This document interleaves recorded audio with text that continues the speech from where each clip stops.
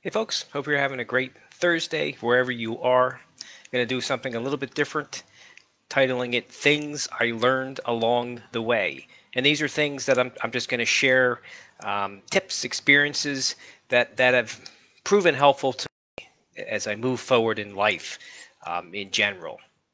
So, things I've learned along the way. You know, I like to say this verse to myself from Galatians 6:9, and I'll read it to you. Let us not become weary in doing good, for at the proper time we will reap a harvest if we do not give up. I read that to myself every day. It reminds me to persist, to keep moving forward in everything that I'm doing, and to not give up, and to know that many things that I'm doing in my life are some are short term, but some are long term, and just to persist and keep moving forward each day. Another thing, enjoy the journey, not just the destination. We all have goals, dreams, things we want to accomplish, and you can get so wrapped up in the end and the outcome. And we need to enjoy the journey. Don't just enjoy the outcome and the destination, but actually enjoy the process, enjoy the learning that happens along the way. Just enjoy the journey and celebrate the journey, and celebrate the gains that you make along the way. Choose your purpose in life and then attack it with a vengeance. And I don't mean that in a violent manner, but I simply mean, what is your purpose? What do you want to do? What are the things you want to accomplish? And then attack it. Do it. Work hard on it. Be persistent. Make it a burning desire. Take action on a daily basis. And as part of that, always ask what is next as you're doing things and accomplishing things. In the back of your mind, be thinking, what's next? What can I be doing next? And maybe even just jot those things down. Doesn't mean you're immediately working on them, but you have them written down. And as you continue to work on things you want to do, and you continue to accomplish things, you'll always have a list in front of you of what is next. Keep learning and growing. I love to read. I love to listen to podcasts. I love to attend webinars and seminars and that kind of stuff. So have an inquisitive mind and always be learning and growing and hearing new things. As I said, whether it's a book or whether it's just reading on different websites, or I do a lot of listening to books on Audible, and I listen to a lot of podcasts. So I'm always learning, I'm always listening, I'm always trying to hear something new that I haven't heard before. Everybody is not going to like me or agree with me.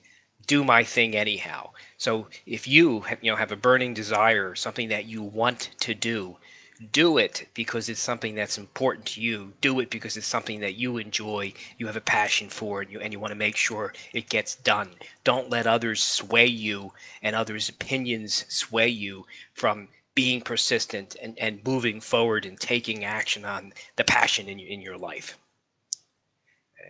I like to say this to myself, and I forget the name of the book that I kind of got the idea from, but I'm a radically generous entrepreneur, and really what that means is I help others. I mean, I'm an author, and I've written a book, and I plan on writing other books, and I coach people, and I speak, and that kind of thing. So I'm an entrepreneur in many different ways, and I need to help others, and we're all in this together. We're not solo entrepreneurs. We need others. We need others' help. We need others' suggestions and tips. We need to learn from others. There's people that are a few steps ahead of us that we can learn from. And by the same token, there's people that are a few steps behind us, and we can help them and we can help guide them. So we need to do that. Clarity comes with action. You don't need to know all the steps. You just need to know the next step. So you have a goal in mind, something you want to do, something you want to accomplish. You don't need to know the 10 steps to get there. You just need to know the next step. And as you keep taking steps, you gain clarity, and you begin to see the next step, and you begin to get answers to solutions, and you begin to see who can help you, and you begin to find resources that can help you. So you just need to take the next step, and the path becomes clear. You don't need to know every step, so don't freeze and take no action. because nothing will get accomplished. Just take that first step, and the next step will reveal itself as you continue to move forward and take action. Get out of your comfort zone. You have to get out of your comfort zone. That's the only way to grow, learn, expand. And I've had to challenge myself and push myself to get out of my comfort zone. My comfort zone was not doing Facebook lives. My comfort zone was not talking on Zoom in front of groups. My comfort zone before I wrote my book was not writing a book and the daunting task of knowing I got to write a 200 to 300 page book possibly, and how the heck am I ever going to do that?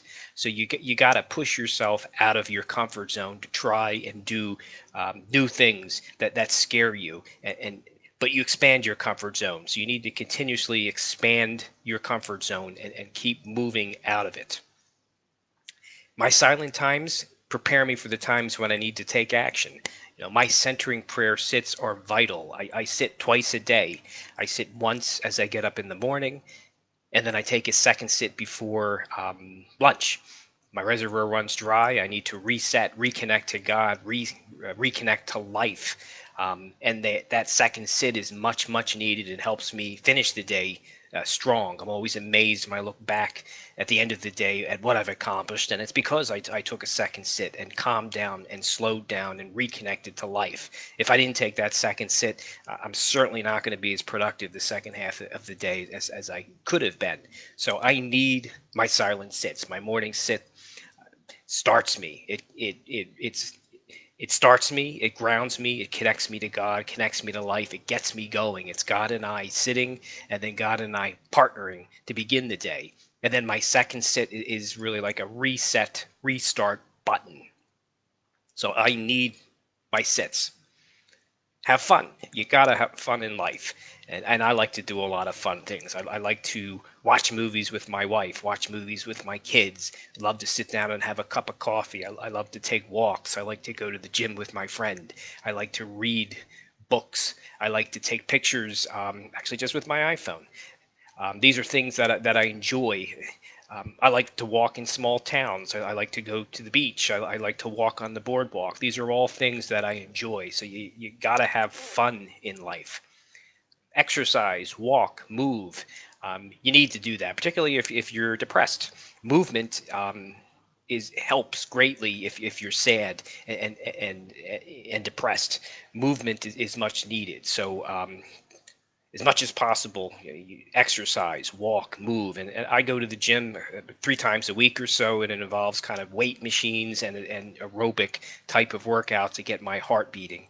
And I like to walk. I walk around my neighborhood, and I take walks with my daughter as well. So exercise, move, and there's many different ways to do that. Review my true self affirmations. These are single sentence statements of things that I want to accomplish in various areas of my life that are important to me, such as family, career, physical, mental, spiritual. I read them throughout the day, but particularly I read them before I do a centering prayer sit, and then I let them to go and let them brew with God. And it's important to me. And I know they're true self affirmations because they excite me, or they stay. They don't stay with me. I get rid of them if they don't excite me. I get rid of them if I don't have a sense of inner peace about them. I do not get rid of it if it's something that pushes me out of my comfort zone, because I need to do that. And as long as it doesn't harm me or harm others. So I will continue to take action on these true self affirmations that I bring into my centering prayer sits, and let them go to God and let them brew with God. I can handle it. I often recite this to myself. I think we tell ourselves things that are really just not true. I'm not the right person for this task, or I'm too young to try that, or I'm too old to try that, or I don't have the wisdom for that. We tell ourselves things that are just not true, or when we have a problem that we can't figure out, our immediate reaction is, "Oh my God, I wish I didn't have this problem. I don't know how to do it." And I like to stop and just say to myself, "I can handle this." And that slows me down, and it changes my mindset. And the last thing I'll end with on this things I learned along the way. Um, Before I go to bed, I love to go to bed on a very positive note. So I'll either speak it, or I'll type them into the notepad section of my iPad, things I'm grateful for that happened during the day. And it's anything and everything that I'm just, as I look back and reflect upon the day, that I'm extremely grateful for that happened.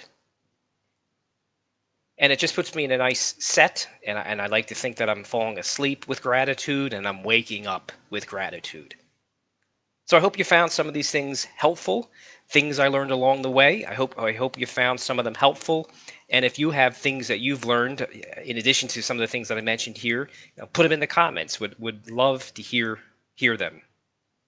That's all I got for you guys tonight. As we go into the long week, not the long weekend, but as we go into Friday and the weekend, I wish everyone best wishes. And I wish everyone a great Friday, Thursday, wherever you are, and a great Friday. And as we go into the weekend, much love to all of you. Take care.